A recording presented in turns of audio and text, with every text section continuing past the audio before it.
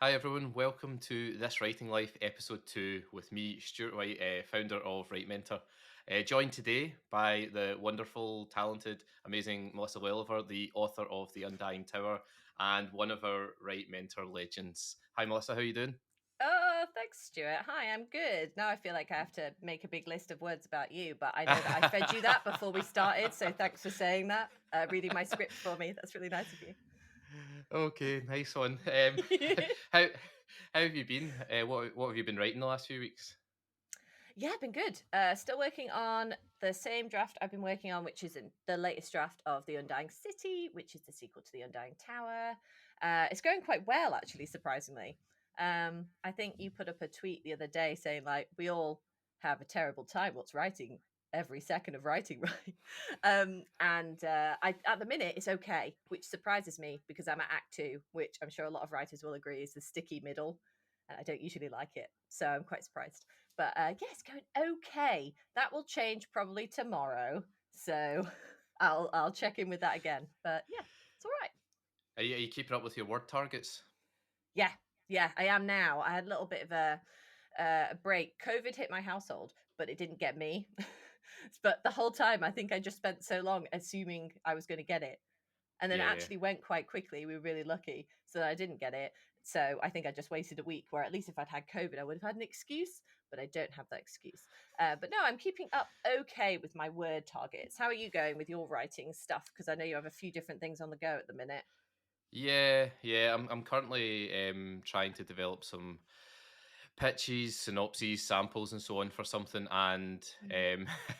it's quite tricky actually. The like switching between different projects, Yeah, especially at like a quite an embryonic stage, because things aren't as defined as they usually are when you're working on something. yeah. So I'm still working in voice, I'm still working in character and plot and so on.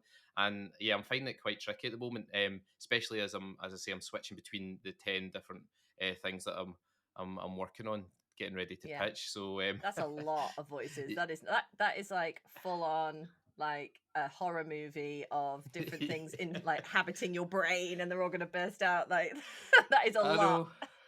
I have to put a cold towel on my head all the time just to like cool down like the overheating that's going on in there. But yeah, and the issue is it was going from chapter book all the way up to YA, the different things. So they're not even like that similar, if that Yeah. makes sense. So Yeah. it's just yeah, it's a lot of brain power at the moment. But I as always, just giving it my best and trying to see where it goes. You never know. You never But know. anyway, Exactly.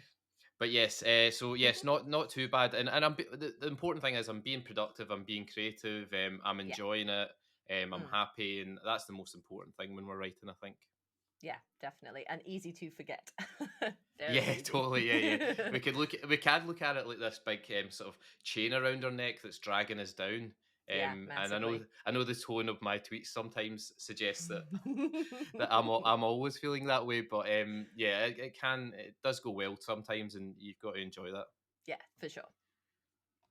Cool. So today we are going to be chatting a little bit about both the where and the when of writing for us, and also we've got some good contributions from some of the people that follow me on Twitter who posted up their writing spaces last week. It was on Twitter, and we'll be having a look at those and um, maybe dissected the psychology of your writing space and what it says about you and your writing, maybe.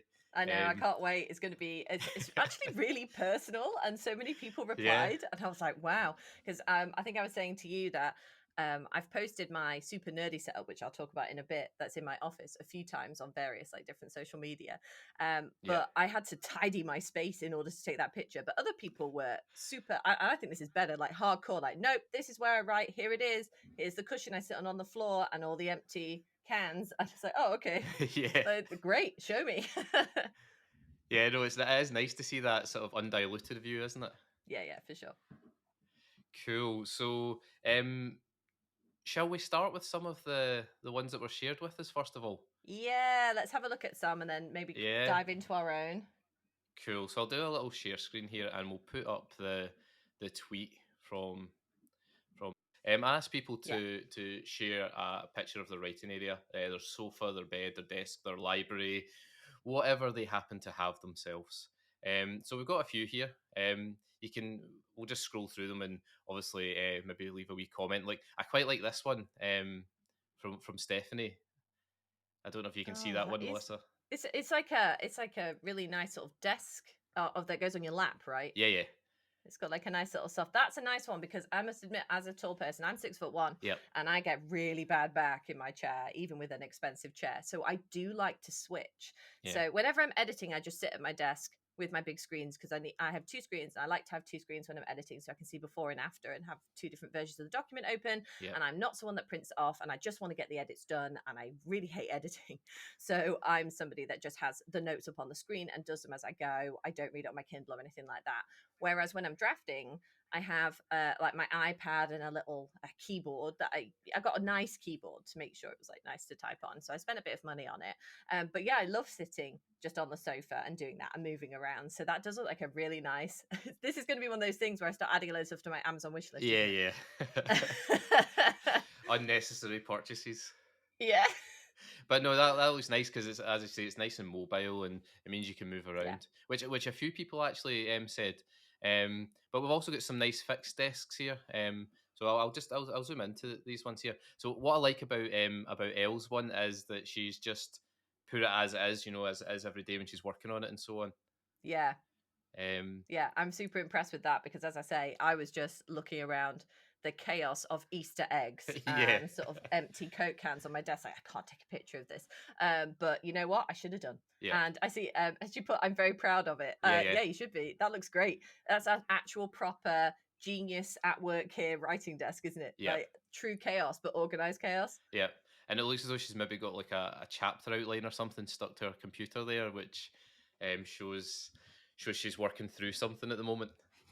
Oh yeah, I see that. And so Yeah, and notebooks open and loads of pens and yeah, stuff yeah, and a blanket. That's a good idea. I mean, maybe it's getting a bit yes, warm now, depends where you work. yeah. But a blanket on the chair, I like that. And is that some top chocolate digestives in the corner next to the laptop?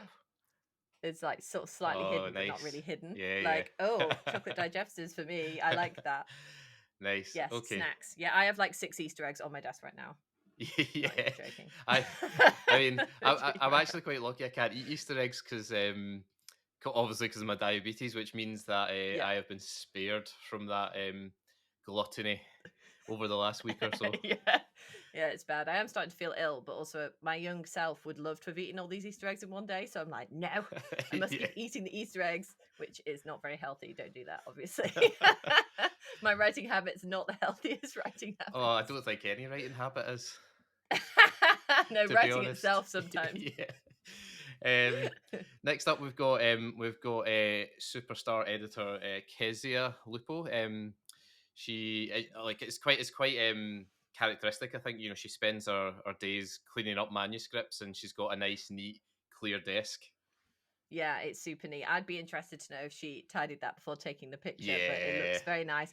Raised up computer monitor, yeah, a yeah, little pot of pens. Like I have a pot, full pens, and there's no pens in there. yeah, I'm really impressed. There's some pens and a printer, I think that is. Oh my goodness, yeah. And it's like a glass table, which the fingerprints would do my head in. So I'm super impressed. It yeah, must be pretty clean and tidy yeah. And all the she's time. got a little Hmm. timer there as well. She obviously does timed Oh, writing and amazing, yeah. sprints.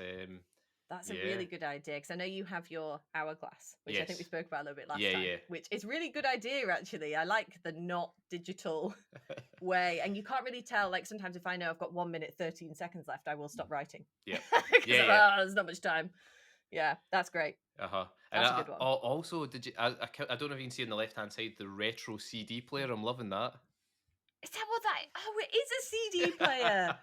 Oh my gosh, that's good. Well, again, maybe staying off the internet. Some Maybe that's the way to do it. yeah, blasting out some I like that. 90s smash hits there, Kezia. Oh, I like that. Very good. Next, Amazing. who we got? Oh, we've got thriller writer, spooky writer, Catherine Foxfield here. Now it's quite funny because I've done a few zooms and stuff with Catherine, and she obviously that's where she always sits, and Yeah. you see the background behind the person in the zoom, And Yeah, I think I've seen a couple. yeah, it's quite interesting because I've always wondered what is in those little plant pots behind her. What? Don't start accusing people of stuff on the podcast, Stuart. Don't get the podcast shut down. I can see there is some plant growth there, but there's a few empty ones. I wonder if that's where like her pens and stuff go.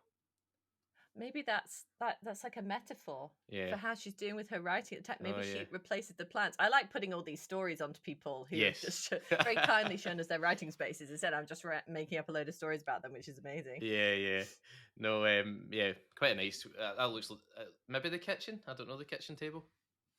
I always wondered. I think there's a few kitchen tables, like one just Yeah, above, wasn't it? That was a kitchen or dining table. I think there's a few kitchen tables. I think that's a common one. it's a dangerous place to write though, the kitchen, isn't it? Because you're so close to the fridge. Yeah, but plus people walking through being close to the fridge. Yeah, true. Or people coming through like, it's the end of the day. I'm going to have a beer. Yeah. Well, I say that. You guys will see in a minute what my writing space was yesterday. But they come through and you're like, I want to stop working and do that. So Yeah. it can be distracting as well. Or if you've got kids, they're like, "What is their to eat, Dad? What is there to eat?"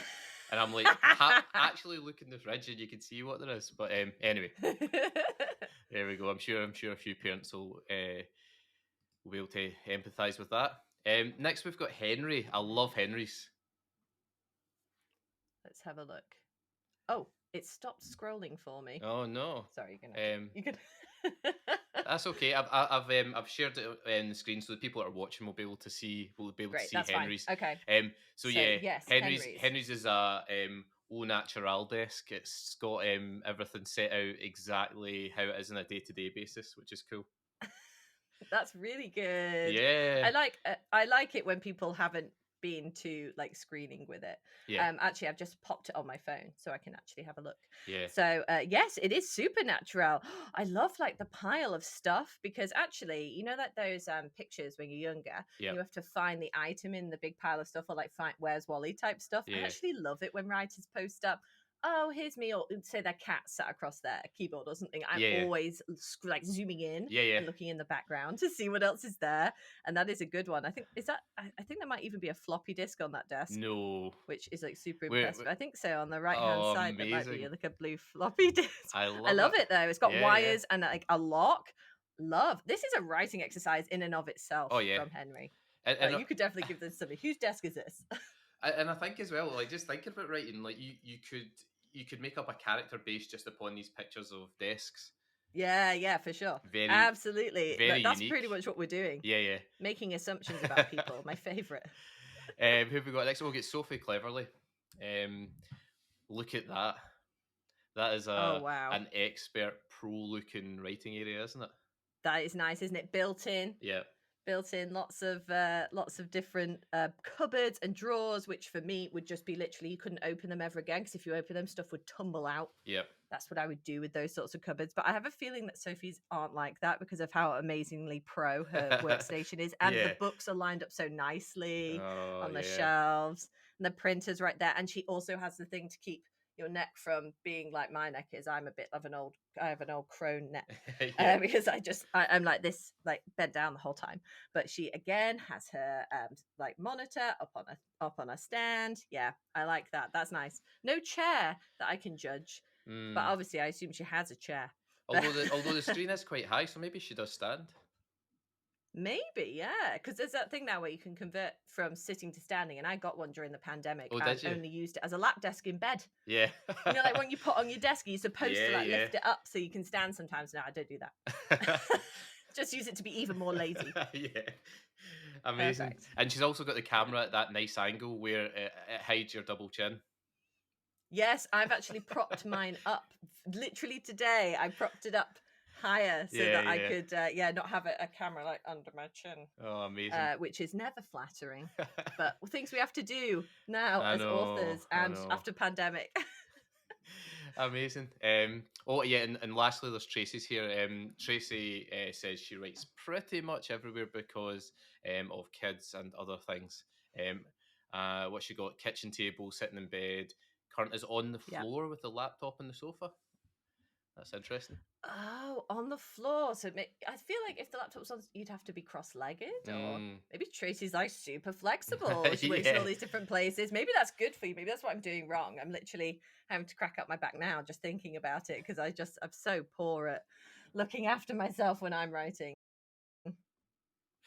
Yeah. Oh, amazing, amazing. So we're back now. I've taken the screen share off. Yeah. So it's back to us. So do you have a picture of your own one, Melissa? Or I did you post it do. on I the think I did you post it posted it on the on the thread? thread. Yeah, I can Ah, start right, okay. describing for people who aren't watching. Yeah, yeah, I'll pop it back Yeah. up. So I Um, didn't put my usual Apologies. workspace up, which I can describe because you can find that on my Instagram and stuff. Because I'm very proud of my usual workspace when it's tidy, which is rare. Yeah. But this is this is where I was working yesterday, so I posted it up this morning. So Mhm. other beer brands are available. I was having a beer in the sunshine and drafting, which was nice. Was it Hemingway that said, right, drunk, edit sober? I only had one beer though, Yep. guys, so it wasn't that intense. Yeah. But yes, it was really nice actually. I got about 1,500 words done, and it was just the fresh air. It wasn't even that Yeah. warm yesterday. It was just warm enough for me to sit outside with a cardigan on, but the fresh air made a real difference. When I'm sat in my office, I'm in the window, and quite often I have to have the curtains drawn because the sun. I've not got enough money to get like some nice blinds or something, so I can keep the sun off my face and also my computer. To be honest, stop it from frying. So it's quite nice to go outside and not feel like I have to close out the sun. Yeah, so Yeah. that's me. That's my little iPad, my little fancy keyboard I got for it, and my little speaker because I like Oh, to. I yeah. usually don't listen to things, but I do like to listen to film soundtracks. So nothing with like lyrics, nothing with words, Yeah. because I start typing the words, or especially if I know it really well. But I like listening to Yeah. some of my favorites when I'm writing sci-fi are things like the Interstellar soundtrack, like Hans Zimmer type soundtracks, or Yeah. Inception, something like that. And depends what you're writing, you can sort of listen to an actiony one, or Spotify is really good for people who've already put together playlists for that. So that's pretty Yeah. much it. Yeah, I don't have a notebook. I don't have a notebook on my usual setup either, which is essentially double screens, rainbow keyboard, rainbow computer, rainbow mouse, and just a load of chocolate, apparently. So that's pretty much all I do. I don't do handwriting. I've tried it. I've tried to buy the pretty notebooks. I still have a stash I've not used, like everybody does, but I just don't. I just end up feeling like I'd rather type it straight in. I don't know. Yeah. I don't use notebooks. Yeah. No, I'm absolutely the same. I don't handwrite anything either. No. Um, but the question, I think the question everyone will be asking if they're watching, Melissa, Mm. is do you still go in the treehouse at the back there? If I went in that treehouse, I think I would break my legs because I'm pretty sure it's rotten all the way through. It was from the previous owners, that Right. treehouse, and I'm terrified of it. My little cousins are always asking if they can go in it, and I'm like, no, because like you'll die. Yeah, I yeah. can't do it. I can't be responsible for this. No, sadly, do not still go in the treehouse. But it's a very nice garden. I'm living with my parents at the minute. It's a very Yeah. nice garden. It's very nice to write in. To be fair, I'm very lucky. So, Cool. where do you write, Stuart? Do you always write at your desk? Yes, Mm, pretty much. I didn't, I did. That wasn't the case previously, but just yeah, with with little ones running around, like honestly, if I sit in the living room with my laptop, right. like Xander is all over it, drooling into the keys, like smashing, the button, adding in lots of unreadable words and so on into my document. So I basically can't do it when they're around. So I always just come through here. I'm in a wee sort of box room here, Right. and yeah, the walls are covered with Star Wars paraphernalia. Inspiration. Yeah. So no, but it's quite nice to have a wee space. But this was something that I can't remember who I was telling the other day. But the problem with being quite fixed about a location to write is that you can have a bit of a mental blank when you try and write in other places, Yeah. and it's not as easy just to pick it up. Like for example, if I'm sitting in the car when I drop Eve off at gymnastics, while I'm waiting for her, I'd Hmm. love to be able to just get my laptop out and write, but my brain's just not programmed or wired to do that. And Yeah. I end up doing other things rather than that. And it's only when I'm sitting here facing this screen that I tend to do it. Yeah. Um, It's funny you say it so can change over time as well, because I definitely used to do lots of writing in notebooks when I first started writing, and I would always read on a Kindle. Since I got a Kindle and realized I could save some money buying the books, and I know it's big A, and I shouldn't have done it, but I did not know. I did not know how it was with selling books. So I always used to read on my Kindle, and I liked that I could make it bigger, and it was backlit. And then since editing on the computer all the time, I really struggle to read on the Kindle now, and I'm much better if I've got a physical book. I actually struggle to, Hmm. even if I'm enjoying a book, to finish a book even on the Kindle. Like it's really really difficult for me. So I definitely switch now to Yeah. paper reading and electronic writing. And I was just thinking, because I remember you said, oh gosh, probably a really long time ago now, in something that you started writing when you broke your leg, broke your knee or something. So weren't you on the sofa then writing? Yeah, yeah, Yeah. yeah, exactly. And that's what forced me to do it because I couldn't move. The way what we do to ourselves to make ourselves It's right, guys. it's like the film Misery, isn't it? Where the nurse comes and keeps breaking my legs just to keep me on the couch writing the story. It works. It works. Just anything Yeah, to get it finished. I'll have to ask Helen to do that next time I've got a bit of writer's block. Oh my Just take gosh. me out and yeah, take me out so I can't move. It's for my own good. It's for my Yep. own good.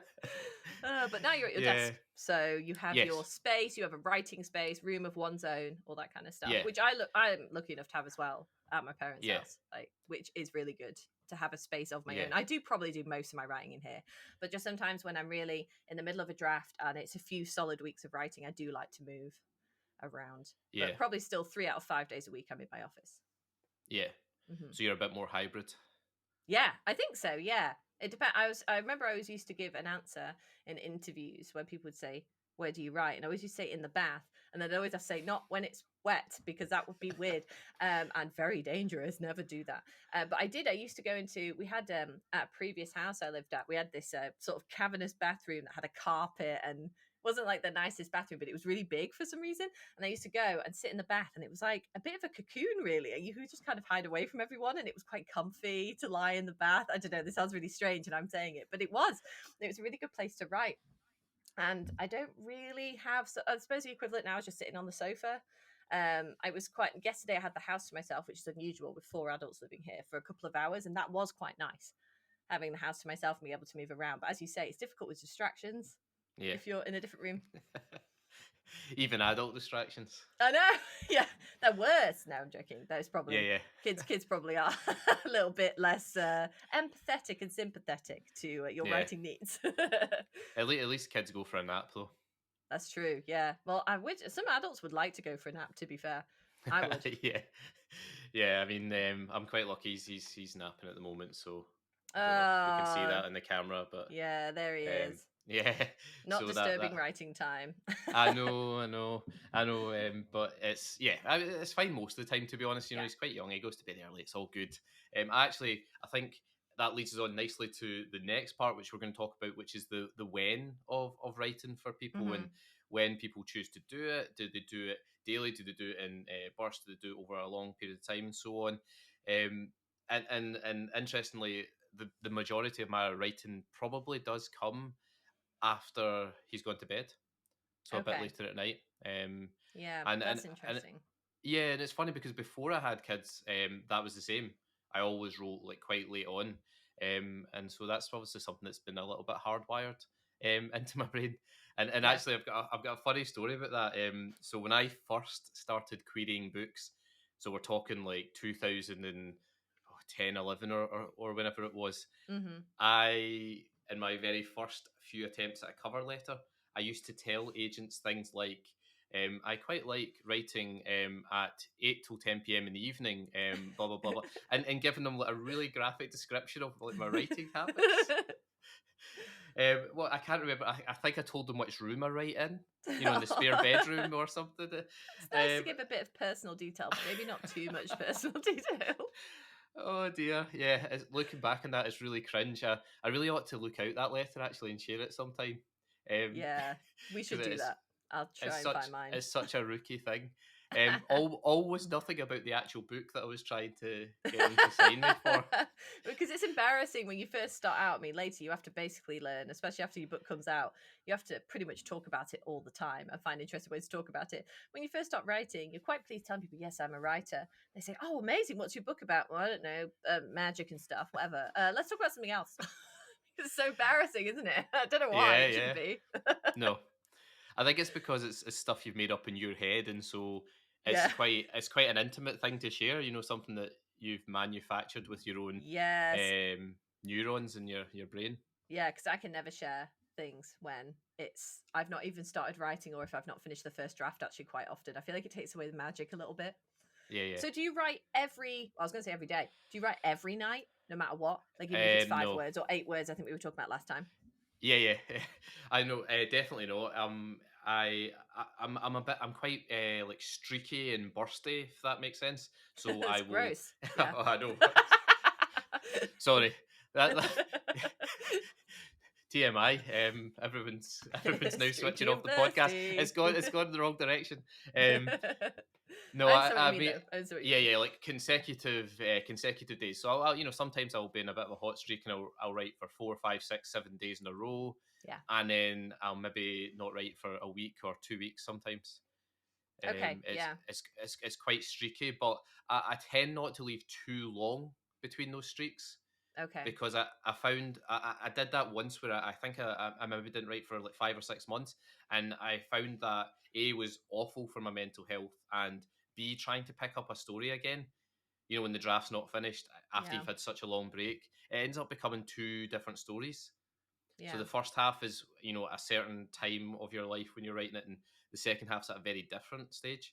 And you know, even if you try and keep the voice consistent, it ends up coming out quite different. So for Yeah. me, I know like what you mean. I need a consistent run at a draft to you know to keep everything consistent. I think. Yeah, I do this. I do the same in terms of how often, but I take bigger breaks. I'll explain what I mean though.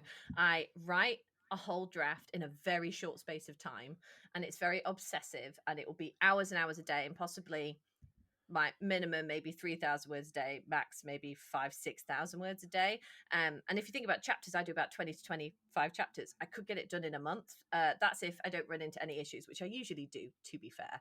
I don't remember afterwards, my god, I wrote this in 2 weeks. It was a bit longer than that. Wasn't that quite that crazy? Might take the odd day off in the middle, but then Yeah. after I've done that, I will take weeks, possibly months off. It's like I burn myself out. Probably not the best way to. Yeah, it's like I burn myself out and I need a really big break. So I'm doing this new draft of Undying City, and I did what I call a zero draft. So we could do developmental edits and have a look at anything that needs to change plot wise. And I'm finding it really exciting writing it now because I gave myself notes for each section, and I'm writing it again from scratch for this draft. And I gave myself notes for each section. And I think I was talking to Katina on the Right Mental Hub the other day, Katina Wright, and she said, "Oh, how's it going? You know, I was really worried about writing today, but I had a really exciting scene to write, like a fight scene or something." And I said, "Oh, I was a bit nervous about writing my next chapter, but I scrolled down and went, oh, there's a car chase. Oh, that's nice." And then I was quite happy to write. So what's quite nice about having the gaps is I've actually sort of forgotten some of the plot that I wrote down, Mm, but I made myself really meticulous notes, so it's fine. And I live with the story for so long in my head, I've not forgotten the characters or the arcs or anything like that, or the voice, which obviously I get down because I write it in one big chunk and I don't stop till it's done. But then I do have huge gaps in between, whether it be in the middle of a project but between drafts or yeah. between projects. I do take big breaks. So even though it seems really impressive, like, oh, I could write 12 books a year if I just wrote every day. But, I'm Yeah. not Brandon Sanderson. That's not happening. I need a big break in between. So definitely not every Yeah. day. In fact, like almost vehemently the other way from every day. I don't Yeah. know why. It's just how I am. And it's interesting you say that because I've read the the book that you haven't announced yet, but that you Yeah. know that you've sold to someone Yeah. I anonymous. can tell you all in 2035. Yeah, yeah. So I've read the draft of that, and Yeah. I think you told me that you wrote that all in one go, like Yeah. very quickly. Hmm. And you can feel that. Like, I think the continuity in the story and the consistency with voice and so on, comes from the fact that you did do it like that. Yeah, I thought you were going to say when you feel that, the quality. Oh, this obviously put together in 3 weeks, isn't it? I think that's Yeah, the only thing you ever worry about if you're a burst writer, a bursty writer. Gross. I like it though. Let's keep it. If you're a bursty writer, I think that's the thing you worry about is, there are people that we do mentoring, obviously, and people write letters to me and they say, this is my heart and soul in this book, and I've been working on it for 3 4 5 years. And that's just the way some people work. It could be incredible. It could be that it needs some work, and that's why they're coming for mentoring. But what worries me, I think, sometimes is that I mean, I think, is it Stephen King that said, he's a bit harsh, I think, but he says in On Writing, if it takes you more than 3 or 4 months to finish a book, you're not that bothered, so don't finish it. Now, that's easy for him to say. He's been writing since he was 19. He's got a wife to look after and wrangle his kids and grandkids. I mean, he's got a shed at the bottom of the garden, so it's easy for him to say. The rest of us have like real lives we have to look after. But I think part of it's true. For me especially, and again, as I say, there are just some writers that don't work like that. So I don't have the same brain as them, and I read those books and they're great. So there's nothing wrong with not doing that. But for me, if I don't get it done, or at least a draft or something done, maybe a plot or something in 3 to 4 months, I'm not that interested.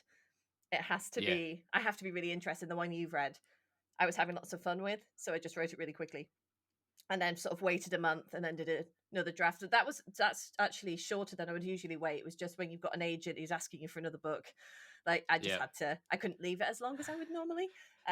So yeah, there were shorter periods between the drafts, but wasn't as many drafts. So I don't know. I yeah. don't know. I don't And understand how my brain works. but I think as well, like this is interesting because obviously you're at a different stage to I am, so you Right. actually have deadlines. Like Right. you have people who are saying we are going to give you some money if you deliver this book on this date. Yeah. So you have like a contractual obligation, but also like a financial incentive to do that. Yeah. For And I sure. Yeah. guess I guess someone at my stage or someone else who is not published, whatever, they can take that time. And Hmm. sometimes that's fine if people want to do that. But for me anyway, I see it as a disadvantage Right. not having Yeah. the time pressure because I work very well to deadlines and been put under Yeah. pressure. Same. Hmm. So yeah, I guess it just depends on your personality type as well as the stage that you're at with your writing. Yeah, I think that's the great thing about agents as well, is choosing an agent that works with that, because Lucy Irvine, who's my agent, is quite good for that.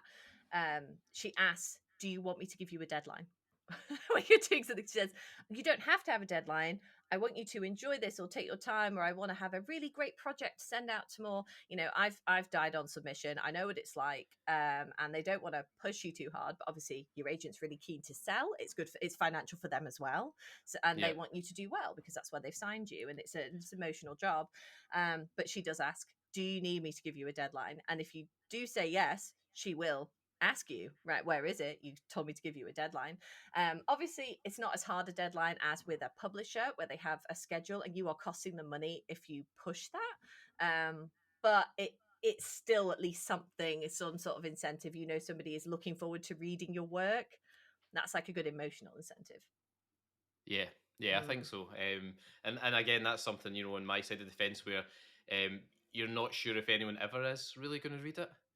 You might, Yeah. because even when you send it to agents, they might just look at the letter and say, "Nah, not for me," or Hmm. they'll read a few pages or a couple of chapters and say, "Not for me." And you put all this emotional labor into this full book, and basically no one's going to read beyond the first couple of chapters, and that Yeah. that can be quite hard mentally, can't it?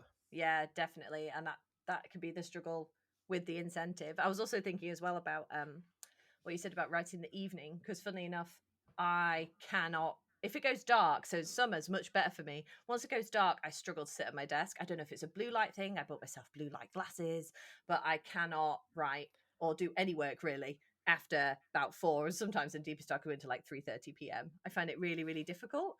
Yeah, But since doing the Right Mentor Hub sprints of an evening, we do one once a month, which is 8 till 9, which usually is absolute dead zone for me. No way I'm doing anything then. I have been doing it. So I think sometimes it's also knowing that if you are on a tight deadline and you needed to do the thing, you can do it, even if it's not your ideal circumstance. You're not in your writing space with your perfect drink and your perfect thing, and you've been to the loo and you've got this. It doesn't actually, sometimes you can just get it done. And it can be slightly different type of writing, maybe even than when you're comfortable. yeah. Yeah. Yeah, I mean, it's so interesting this because, as I say, like, even the writing spaces, the writing times, and intensities, and so on, it plays a lot into your psychology and Yeah. sort of your mental outlook and so on. There was one thing I wanted to mention on the basis of you were talking about deadlines from your Yeah. agent, from your publisher, and so on, Hmm. and that's about for people in my position and a lot of the people who listen will be similar to me. They'll still be looking for a publication deal, Right. and when you're at your side of the fence, it seems to me that the expectation is you deliver a book a year. Right.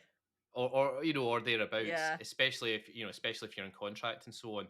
Yeah. And it's one of the things I've been thinking about a lot over the last few years is, they say you dress for the job you want and all that, those kind of cliches. And I've been trying to sort of train myself to be as professional with my writing as I can. So to Right. almost pretend I've already got a publication deal, I need to produce a book a year, blah blah Yeah. blah, and that way, if it ever happens for me, I've already trained myself, To be you able know, to to be produce to able to those deadlines. exactly, yeah. Mhm. And that's something I've been thinking about because there was the not the last book, but the one before that I wrote. That was sort of 2 or 3 years that took me on that one, Right. That's and yeah, that's a and long time.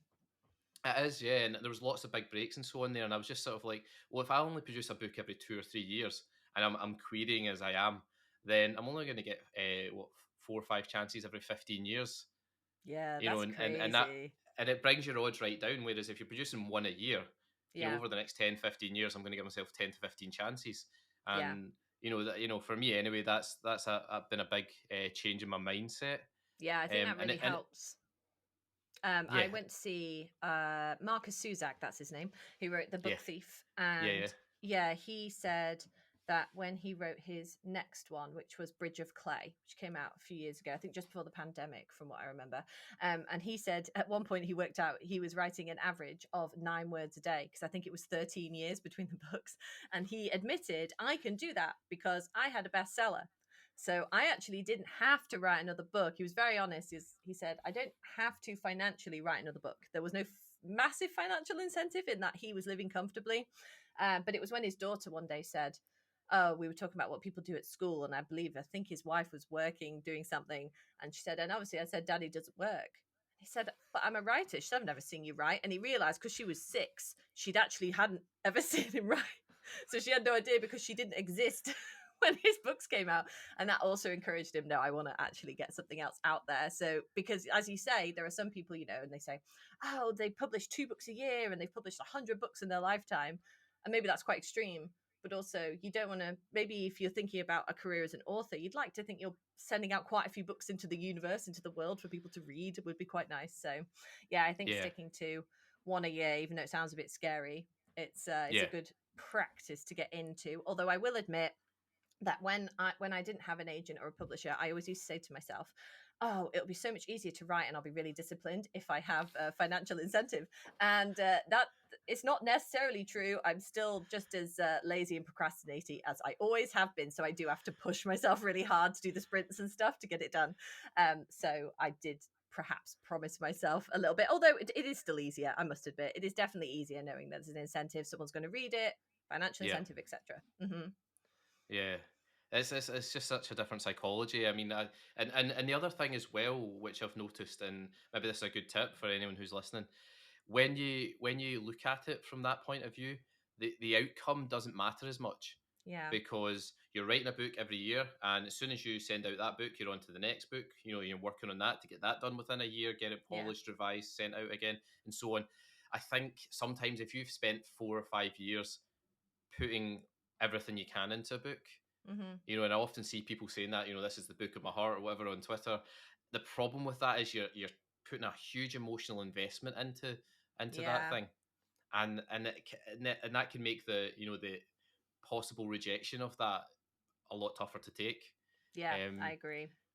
and that's another thing just to consider. And I talk about this a lot, but like, writing it's a sales thing, isn't it? It's a business for publishers to sell Yeah. things, and Yeah. you're creating a product that they're going to sell, and Yeah. and so you've got to try and produce as many of those products as you can, because if you give a product to a company and they say, "Now that's not good enough, we're not going to sell that," you then go away and you produce a better product, or what you think is a better product, Yeah. and and you keep doing that until eventually it's good enough that they do want to sell it. And without that takes away a bit of the magic and everything from writing, I guess, when you think about it like that way. But ultimately the mechanics of it and the finances of it, that's what it is. Yeah, exactly. It's not thinking too much about outcomes, but also, obviously, if your goal is to do this as a job or a profession, even if it's not necessarily, everybody has a particular way I think they think their publishing dream's going to go, and then it goes completely differently. I definitely thought it would be like 6-figure deals, 13-way auction, everywhere around the world, pick up my dress for Leicester Square, can't wait to have my film debut. And I ended up selling my trilogy to a small publisher, and I've spoken to Agora about this. I was really unsure because it wasn't what I saw as the dream. But now I'm so glad I did that, and I've definitely taken the correct path. But then again, I was tripping myself up with outcomes. So I think definitely train yourself, dress for the job you want, and train yourself to do that. Not worrying too much about it, but also understanding writing is the hobby bit, the fun bit, the creative bit, and publishing involves money. And that's an Yeah, important thing to take on board. So you have to think about the kind of writer you want to be, and there's loads of different options for that. But if we're talking about yeah, kidlit publishing, publish a novel, yeah, it's pretty much a book every year, to be yeah. honest. That is what you see from the majority of them. Although Yeah. I think SF said just brought out his first book in 10 years, didn't he? So Yes. yeah, Yeah, it can you can do it that way around, but yeah, I think if you, especially if you want to build momentum and you're not yeah, somebody coming out with, maybe your debut is not going to be a big bestseller first week into New York Times, which is fine. There's ways to build steam. Definitely building steam with my book, and it's lovely to see. And I think it's actually quite a yeah, nice way. Now I'm on the other side to do it, but you do then have to keep up the momentum a little bit, whilst looking hmm, after yourself, of course. But I think you do need to grab what you can. Not saying you've only got 15 minutes or anything like that, but I think it's easier to sit back and go, I'm going to take 13 years to write Bridge of Clay if you're Marcus Suzak. yeah, yeah, Yeah. yeah. It's easy if you're in that position, I think. Mhm. Yeah, I think we're going slightly off in a tangent though. Oh, no, as sorry. as no, it's fine. No, that's my fault. I took us off in the tangent. But yeah, we'll maybe leave talking about this kind of stuff to another episode because you could talk Yeah, all there's day about loads of it, stuff couldn't you? here. Yeah, sort of Yeah, edging out of the when and into that, what you need to do and stuff like that. That would be a great yeah, yeah, other topic, I think. Yeah, for sure.